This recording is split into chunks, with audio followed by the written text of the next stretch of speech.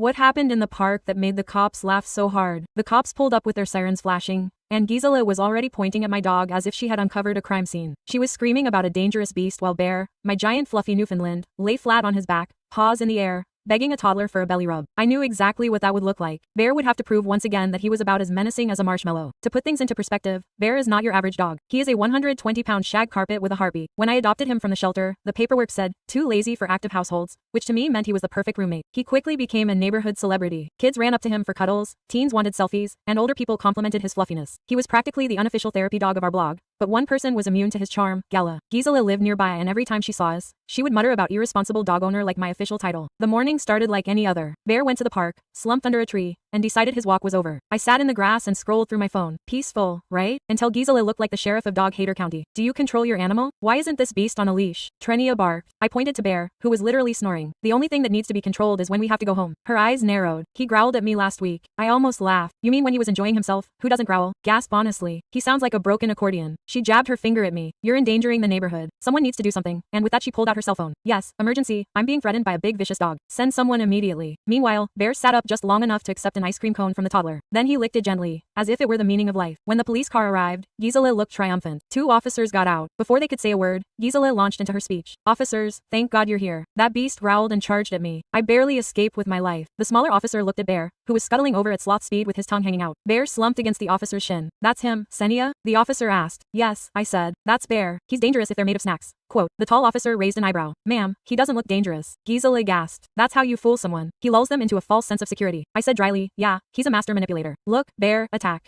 Quote, the cops waited for a reaction, but Bear just blinked at me, sneezed, and rolled over for a belly rub, his, wiggling in the air. Smaller officers burst out laughing. Oh no, I'm scared. Someone protect me from the fluff. Don't be fooled. Quote, Gala shouted. Sure, I said, pulling out my phone. Let me show you his criminal record. I flipped through pictures. Bear in the hot dog costume, then in a tutu with glitter on his nose. I ended with the Christmas video, where Bear was wrapped in fairy lights, tail wagging like a tree topper. The officers collapsed. Yeah, nothing screams public menace like ballroom dancing, the smaller one said, almost choking with laughter. Gala stomped his feet. You're laughing now, but when he attacks. The tall officer interrupted them. Voice sharp. Madam, false police reports are a criminal offense. They said they were in immediate danger. What I see is a dog taking a nap and a child feeding him ice cream. Gisela's face turned red. I pay taxes. I demand protection.